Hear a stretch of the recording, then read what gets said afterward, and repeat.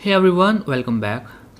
हम यहाँ पे अबाउट पेज बना रहे थे और अबाउट पेज में हम क्या बना रहे थे, काउंट। ये काउंट्स बना रहे थे, ठीक है, काउंट्स वाला सेक्शन, ठीक है। और मैंने आपको कहा था कि आपको इस पार्ट में CSS अप्लाई करनी है और कुछ इसमें कन्वर्ट करना है। ओके, आई होप आप लोगों ने ट्राई किया होगा।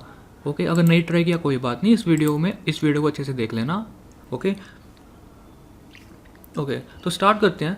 सबसे पहले मुझे करना क्या, देखिए, सबसे पहले मैं आपको इसकी HTML दिखा देता हूँ, ठीक है। तो ये इसकी HTML रही। तो मैंने क्लास में एक काउंट्स नाम की जिसके अंदर 4 डिव हैं। एक डिव ये रहा, एक डिव ये रहा, एक डिव ये रहा और एक और डिव ये रहा। ओके, तो 4 डिव है मेरे पास और इन चारों डिव के अंदर एक स्पैन है और एक पैराग्राफ है। ओके, तो काफ़ी सिंपल है HTML।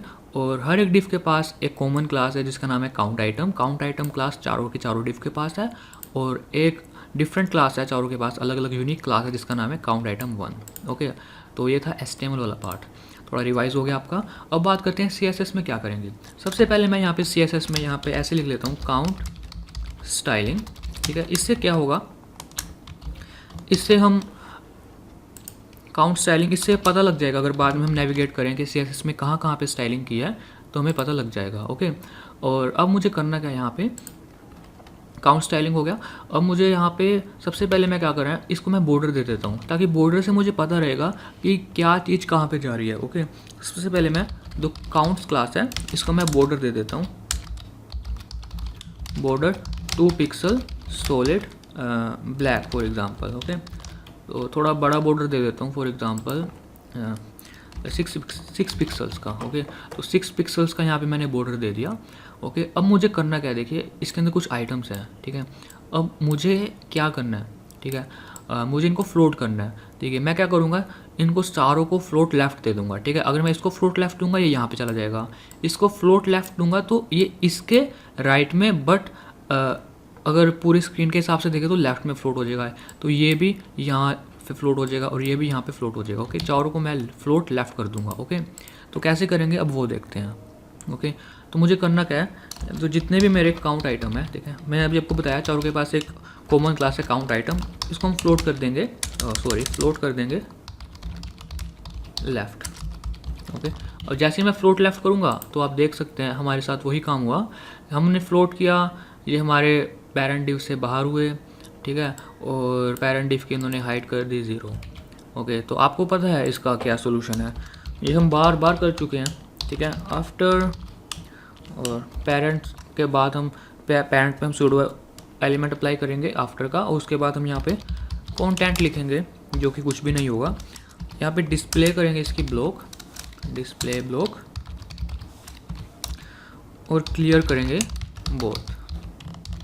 ओके, तो बिल्कुल सही हो चुका है, बट यहाँ पे आप देख सकते हैं बहुत ज़्यादा कंजस्टेड है, तो इनको अब सही करते हैं। ओके ओके, तो यहाँ पे अभी फ्लोट लेफ़्ट कर दिया मैंने, ठीक है। अब फ्लोट लेफ़्ट के बाद मैं क्या करूँगा गाइस, यहाँ पे जो इसको विड्थ दूंगा ना, मैं हर एक काउंट आइटम को विड्थ दूंगा। पहले मैं क्या करता हूँ ना, हर एक को बॉर्डर दे देता हूँ। यहाँ पे बॉर्डर, यहाँ पे फॉर एग्जांपल बॉर्डर दे दिया मैंने 2 पिक्सल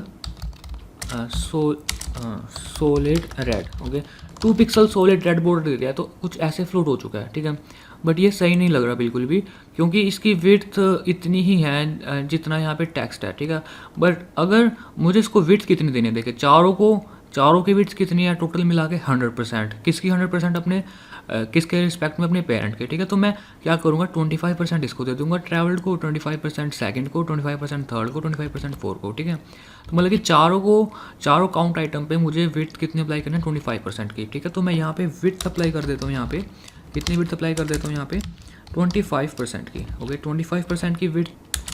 ओके, तो 25% की अगर मैं विड्थ अप्लाई कर दूंगा, देखिए 25% की विड्थ अप्लाई करने के बाद देखिए ये चारों बिल्कुल सही जगह पे आ चुके हैं।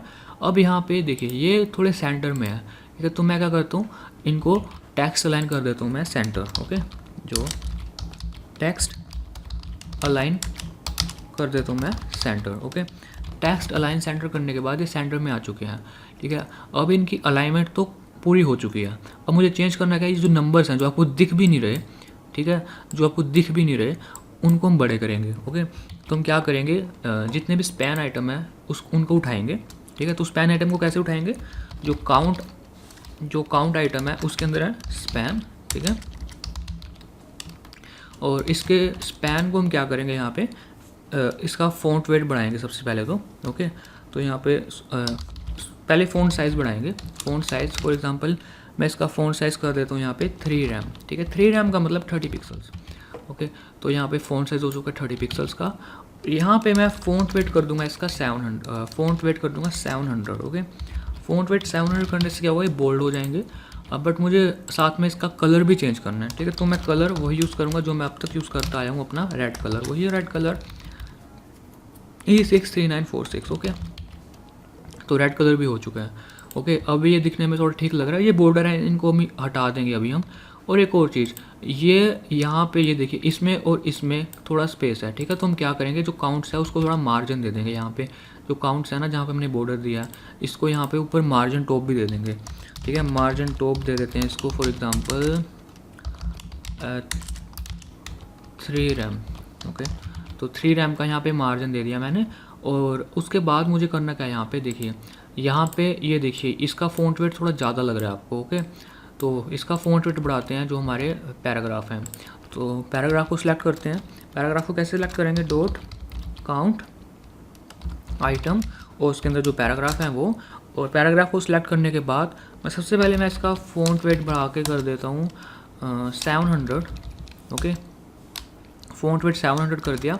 और जो कलर है इसका वो भी कर देता हूँ मैं, इसका अपना ग्रे कलर। ओके, मैंने ग्रे कलर अभी यहाँ पे इसलिए लिख दिया क्योंकि अगर मैं यहाँ पे भी अप्लाई कर सकता था अपने जो क्लास टेक्स्ट ग्रे, पर वहाँ यहाँ पे मुझे 3 जगह लिखना पड़ता। यहाँ पे मैं फ़ॉन्ट वेट तो मुझे चेंज करना ही था, फ़ॉन्ट वेट के साथ मैंने कलर भी चेंज कर दिया। ओके, तो आपकी मर्ज़ी, आप जैसे मर्ज़ी कर सकते हैं। ओके, तो ये हो चुका है।